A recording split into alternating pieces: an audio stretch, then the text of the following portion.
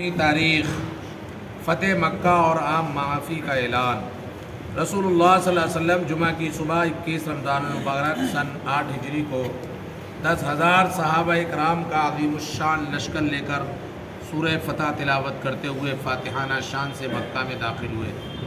اہل مکہ نے جو ظلم و ستم 13 سالہ دور میں حضور صلی اللہ علیہ وسلم اور صحابہ پر ڈھایا تھا، آج وہ یہ سوچ رہے تھے کہ ہم سے ہر ایک ظلم کا بدلہ لیا جائے گا، مگر رحمت عالم صلی اللہ علیہ وسلم کے عفو و درگزر کا حال دیکھیے کہ جن دشمنوں نے آپ صلی اللہ علیہ وسلم کو گالیاں دی تھیں، راستے میں کانٹے بچھائے تھے، جس میں اطہر پر نماز کی حالت میں گندگی ڈالی تھی، آپ صلی اللہ علیہ وسلم کو دیوانہ اور پاگل کہا تھا، حتیٰ کہ محبوب وطن مکہ چھوڑنے پر مجبور کیا تھا، اور ہجرت کے بعد بھی مدنی زندگی میں آپ صلی اللہ علیہ وسلم کے ساتھ جنگ کرتے رہے اور قتل کی سازشیں بھی کرتے رہے، مگر قربان جائیے حضور اکرم صلی اللہ علیہ وسلم کی ذات اقدس پر کہ آپ صلی اللہ علیہ وسلم نے ایسے تمام ظالم دشمنوں کے حق میں عام معافی کا اعلان فرما دیا۔ آپ صلی اللہ علیہ وسلم کے اس رحم و کرم کو دیکھ کر بہت سے لوگ اسلام میں داخل ہو گئے۔ محسن انسانیت نے اپنے جانی دشمنوں کے ساتھ جس حسن سلوک، اچھے اخلاق اور رحم و کرم کا معاملہ کیا، دنیا کی تاریخ میں اس کی مثال پیش نہیں، دنیا کی تاریخ اس کی مثال پیش نہیں کر سکتی۔ اللہ کی قدرت، انسان کے ہونٹ قدرت کی نشانی، انسان کے چہرے کا ایک اہم حصہ اور عضو ہونٹ ہے۔ اللہ تعالیٰ نے منہ بند کرنے کے لیے بطور دروازے 2 ہونٹ بنائے کہ ضرورت پر کھولے جا سکے اور جب ضرورت نہ ہو تو بند رہے، تاکہ منہ میں مضر چیزیں گھس کر نقصان نہ پہنچا سکیں۔ اگر ہونٹ نہ ہوتے تو دانت نظر آتے اور منہ بدنما معلوم ہوتا اور غیر محفوظ بھی رہتا۔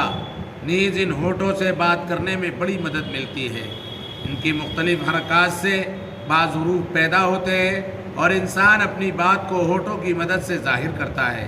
اس کے علاوہ ان ہونٹوں سے کھانے میں بھی بڑی مدد ملتی ہے۔ ہونٹ اللہ تعالیٰ کی صنعت کی نشانی ہے۔ ایک فرض کے بارے میں، نماز میں امام کی پیروی کرنا۔ حضرت ابو ہریرہ رضی اللہ تعالیٰ عنہ فرماتے ہیں کہ رسول اللہ صلی اللہ علیہ وسلم ہمیں سکھاتے تھے کہ نماز میں امام سے پہلے رکن ادا نہ کیا کرو۔ خلاصہ، اگر امام کے پیچھے نماز پڑھ رہا ہو تو تمام ارکان کو امام کے پیچھے ادا کرنا چاہیے، امام سے آگے بڑھنا جائز نہیں ہے۔ ایک سنت کے بارے میں، ملاقات کے لیے گھر پر تشریف لے جانا۔ حضرت عبداللہ بن قیس رضی اللہ تعالیٰ عنہ فرماتے ہیں کہ رسول اللہ صلی اللہ علیہ وسلم اپنے احباب سے اکثر ملاقات کرتے رہتے تھے۔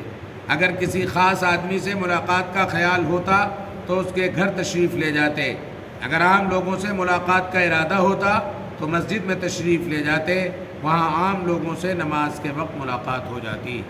ایک اہم عمل کی فضیلت، اللہ کے واسطے لوگوں سے ملاقات کرنا۔ رسول اللہ صلی اللہ علیہ وسلم نے فرمایا، اعلیٰ درجے والے جنتی نچلے درجات والوں کی زیارت کریں گے، لیکن نیچے والے جنتی اوپر والے جنتیوں کی زیارت نہیں کر سکیں گے۔ ہاں، مگر وہ آدمی جو دنیا میں اللہ تعالیٰ کے واسطے دوسروں کی زیارت کرتا تھا، وہ جنت میں جہاں چاہے گا زیارت کے لیے جا سکے گا۔ ایک گناہ کے بارے میں چند چیزیں جن سے بچنا ضروری ہے۔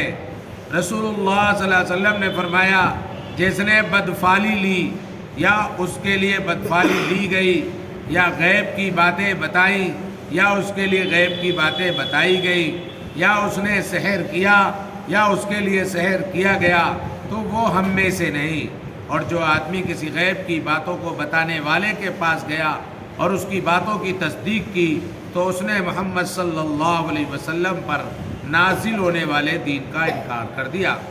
دنیا کے بارے میں، دنیا سے بے رغبتی کا درجہ۔